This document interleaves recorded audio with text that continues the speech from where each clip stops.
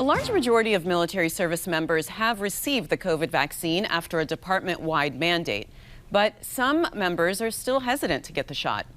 Air Force Colonel Doug Jackson is at the Council on Foreign Relations, and he's writing about vaccine hesitancy in the military. Doug, welcome to the program. Thanks, Mimi. Pleasure to be here. All right, so give us some numbers about how the vaccine mandate is actually going in the military. So overall, the vaccine campaign's been highly effective in the active duty force. Over 98% of nearly 1.4 million active duty U.S. service members are fully vaccinated. And of that, less than 2% that are not yet fully vaccinated, the majority of those are awaiting the results of requests for religious accommodation or medical or administrative exemptions. So the services have begun discharging members who refuse to get vaccinated and who haven't put in for an exemption. Update us on what's happening with that. So that is correct. All the services now, as the deadlines for active duty members have passed, have begun discharges where appropriate and where all requests for exemption or accommodation have been denied. What we know about the individuals who are tending to be in that group of folks is first and foremost, it tends to be very junior service members. For example, the Air Force was the first service to discharge any members for vaccine resistance, and all 27 of that first group were in their first 6 years of service. We also know from early studies when the vaccine was still optional but highly encouraged, that there are certain demographic areas within the United States military where hesitancy tends to persist a bit more. So specifically from April of 2021, we know that non-Hispanic Black members of the military are 28% less likely to initiate vaccination. And female service members were 10% less likely to initiate vaccination. And also, so it's about younger, it's about race, it's about gender.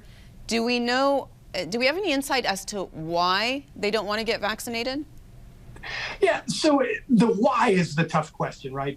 But in my research, and this is from surveying public available information, as well as my own experience as a commander during the first 18 months of the pandemic, and with interviews with more than a dozen other commanders from all other services, we can broadly bin categories for the rationale of hesitancy, I think, into three areas.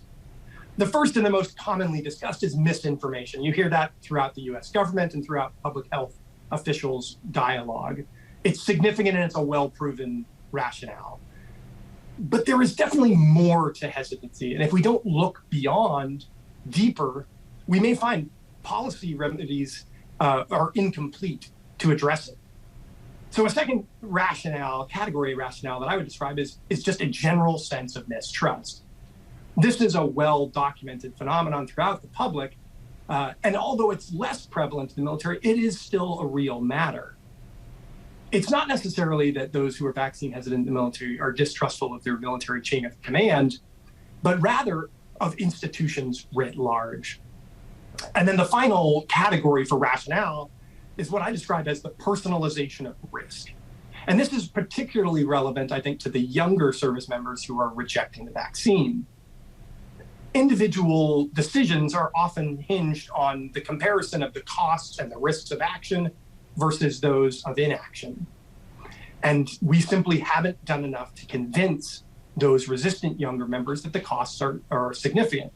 The good news is one's personal assessment of risk can be changed and influenced by externalities.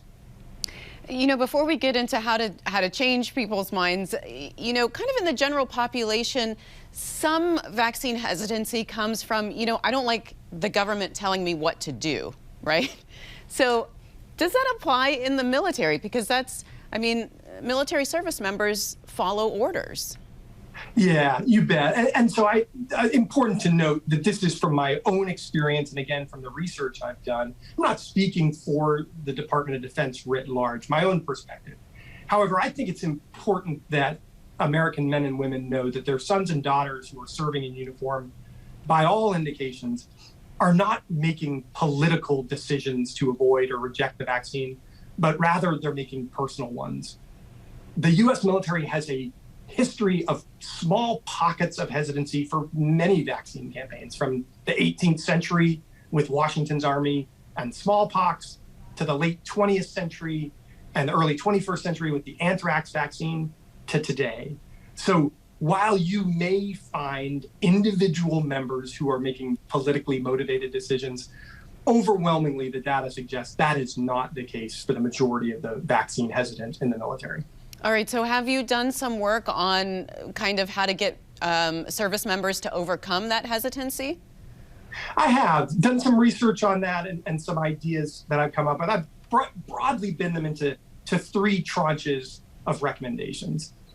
The first, and this is consistent with nearly every public health campaign, but would be to adjust our strategic communication effort. Specifically, knowing that there are particular demographics and age groups that are more likely, we should target our efforts towards those demographic areas. And in our messaging, I think it's important, because it has been such a challenging and evolving pandemic, I think it's important to emphasize fallibility and recognize that our initial prescriptions will not always be accurate, but will go a long ways towards enhancing the trust of the members of the military if we are willing to accept that and emphasize it early on. And when we've made a mistake or the guidance has changed, we should be willing to adjust rapidly on the fly. And very quickly, Doug, is there any lessons learned for next time for military leaders to do differently for the next public health crisis? Yeah, a couple things that I would suggest on that. The first, and it speaks to the demographic disparities I described, the progress the Department of Defense is making on diversity and inclusion. This is a case study on why it's important and why we need to keep moving forward. We need representative officers and enlisted leaders at all echelons of command. And I believe that if we have that and we continue to make that progress, we're going to reach people better and more influence their decisions early in the process. And then as a final consideration, and this isn't to suggest a transactional approach to public health, but where possible, I think it makes sense to consider incentives for vaccination, particularly early in the campaign plan. All right. Well, Doug, we appreciate your work on this. Thank you so much for being on the program. My pleasure. Thank you for watching. If you enjoyed the video, give it a thumbs up and subscribe to our channel so you don't miss out on any future Government Matters interviews.